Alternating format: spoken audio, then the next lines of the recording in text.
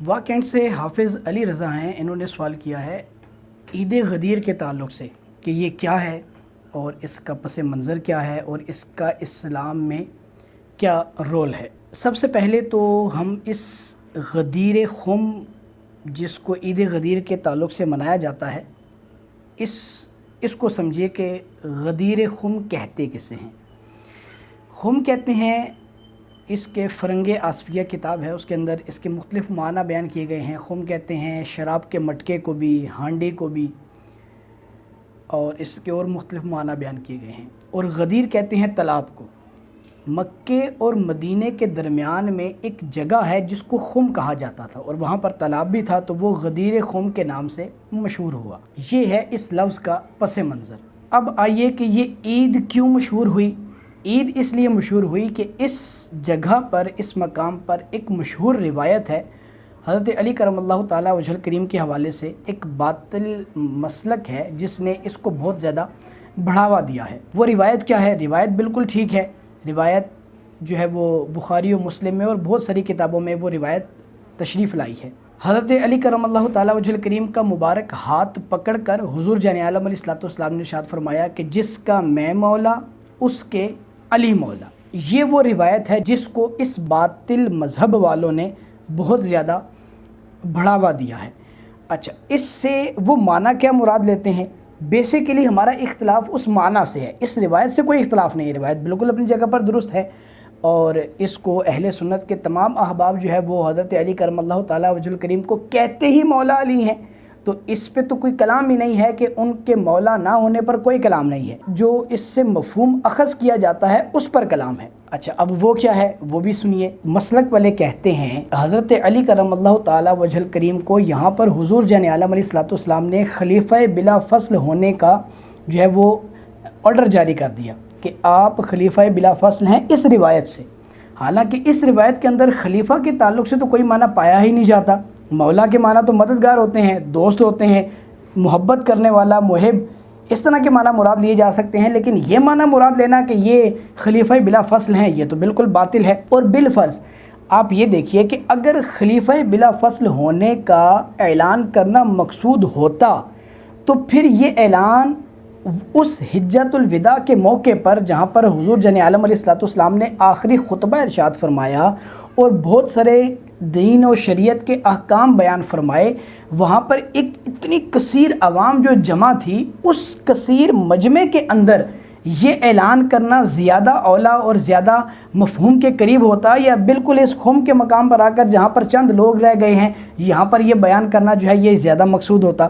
تو یہ اس معنی میں نہیں ہے کہ ہم جو ہے وہ اس کو یہ سمجھیں کہ اس سے حضرت علی کی خلافت کا اعلان مقصود ہے، خلافت کا اعلان مقصود نہیں ہے۔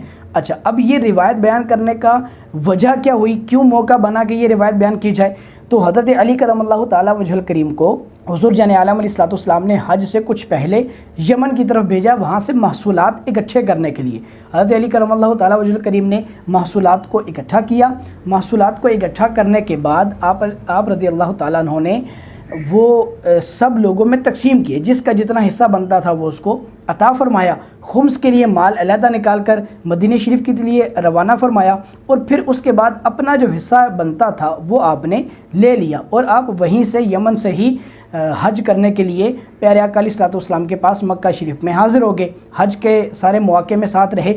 یہاں پر کچھ چمگوئیاں جو ہیں وہ پہنچیں کہ حضرت علی کرم اللہ تعالیٰ وجہ الکریم کی تقسیم یہ ٹھیک نہیں، اس میں کچھ خرابی پائی جاتی ہے۔ چند لوگوں کو اس پر ناگواری گزری اور یہ چمگوئیاں بڑھتی رہی۔ یہاں جب خم کے مقام پر پہنچے تو باضابطہ طور پر چند صحابہ نے حضور جان عالم علیہ الصلوۃ والسلام کے سامنے اس مسئلے کو اٹھایا کہ اس وجہ سے بعض صحابہ کے اندر تشویش پائی جا رہی ہے، وہ اس بات پر تھوڑے سے پریشان ہیں۔ حضور جان عالم علیہ الصلوۃ والسلام نے کہا کہ علی سے ناگواری نہ کرنا، علی سے ناگواری نہ کرنا، کیونکہ علی کا حق زیادہ بنتا تھا، اس نے حق تم سے تھوڑا لیا ہے۔ پھر حضرت علی کا ہاتھ پکڑا، آپ باہر لوگوں میں تشریف لائے اور ہاتھ پکڑ کر یہ ارشاد فرمایا کہ جس کا میں مولا ہوں اس کے علی بھی مولا ہیں۔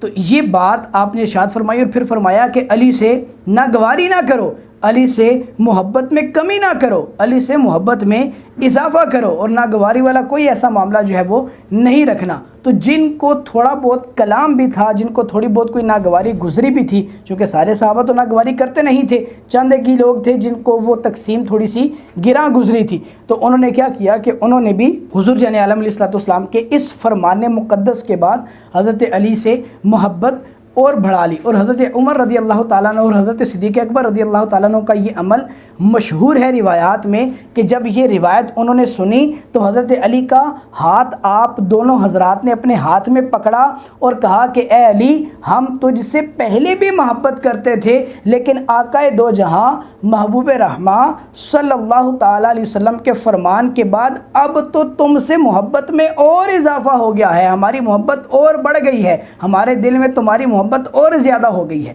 تو اس روایت سے یہ معنی لینا کہ یہ حضرت علی کرم اللہ تعالیٰ وجہ کریم کا کوئی خلافت کا اعلان تھا، خلافت کا اعلان نہیں تھا۔ یاد رکھیے علماء متکلمین کے نزدیک جو شیخین کی خلافت کا انکار کرے، یعنی حضرت ابو بکر صدیق اور حضرت عمر فاروق اعظم رضی اللہ تعالیٰ عنہم، ان کی خلافت کا انکار جو کرے گا وہ دارِ اسلام سے خارج ہو جائے گا۔ خلافت کا انکار یوں کرنا کہ ان کو خلیفہ ہی نہ ماننا، اور بعض تو ایسے بھی بدبخت ہیں جو معاذ اللہ ان کو مسلمان بھی نہیں سمجھتے، تو یہ تو بالکل ہی سرے سے بات ہی الگ ہے۔ اللہ تبارک و تعالی ہم سب کو عقل سلیم عطا فرمائے۔ اب آئیے اس بات کی طرف کہ یہ عید غدیر شروع کب ہوئی۔ عراقی شیعہ حاکم تھا معز الدولہ، 352 سنہ ہجری میں سب سے پہلے اس نے، چونکہ یہ شیعہ مسلک سے تعلق رکھتا تھا، تو اس نے سب سے پہلے اس عید کو 352 سنہ ہجری میں منانے کا حکم دیا۔ اور اس نے کیا کیا؟ اس نے پورے شہر کو سجا دیا، پورے شہر کے بازاروں کو رات دیر تک کھلا رکھنے کا حکم دیا، پورے شہر کی مختلف عمارتوں پر چراغاں کیا گیا، اور صبح عید کی طرح میدان میں جا کر نماز پڑھی گئی۔ اس سے پہلے اس کا کوئی ثبوت نہیں ملتا تاریخ میں کہ اس سے پہلے بھی کوئی عید کے نام پر یہ دن منایا گیا ہو۔ اور اب جو ہے وہ معذرت کے ساتھ بعض ہمارے اہل سنت کے اندر بھی جو ہے وہ اس طرح کے اجتماعات نظر آتے ہیں، تو اس عقیدے کے ساتھ، اس باطل عقیدے کے ساتھ کہ یہ خلافت بلا فصل کا جو اعلان ہے، اس پر جو ہے وہ شکر بجا لانے کے لیے یا اس کی باطل عقیدے کی ترویج کے لیے اس طرح کی محفل منعقد کرنا، یہ بالکل اہل سنت کا شعار نہیں ہے۔ اہل سنت کا اس سے کوئی تعلق نہیں ہے، یہ اسی مذہب کا، اسی مسلک کا جو ہے وہ طریقہ کار ہے، اس لیے اس کو ترویج نہ دیا جائے بالکل اس طرح کے باطل عقیدے کے ساتھ۔ یہ عید غدیر کا جو ہے وہ پس منظر اور اس کا جو حکم ہے اور جو اس کے معاملات ہیں وہ میں نے آپ کے سامنے رکھے ہیں۔ اس سے ہٹ کر اس کی کوئی ایسی کوئی بات نہیں ہے کہ جس کو بطور عید کی طرح منایا جائے۔ ہاں یہ ہے کہ اہل سنت پہلے بھی حضرت علی کرم اللہ تعالیٰ وجہ کریم کو اپنا مولا مانتے ہیں، اور ہم بالکل ان کو مولا مانتے ہیں، مولا ماننے میں کوئی حرج نہیں ہے، لیکن اس مولا ماننے پر کوئی اپنا باطل عقیدہ ہم پر ٹھونسنا چاہے تو اس کو ہم ہرگز نہیں مانیں گے۔ یہی اہل سنت کا عقیدہ ہے۔ اللہ میرے اور آپ کے عقیدے کی حفاظت فرمائے اور ہمیں ہمیشہ پیارے آقا علیہ الصلوۃ والسلام اور ان کے صحابہ کے نقش قدم پر اور اہل بیت اطہار کے نقش قدم پر چلتے رہنے کی توفیق عطا فرمائے۔ آمین بجاہ نبی الامین۔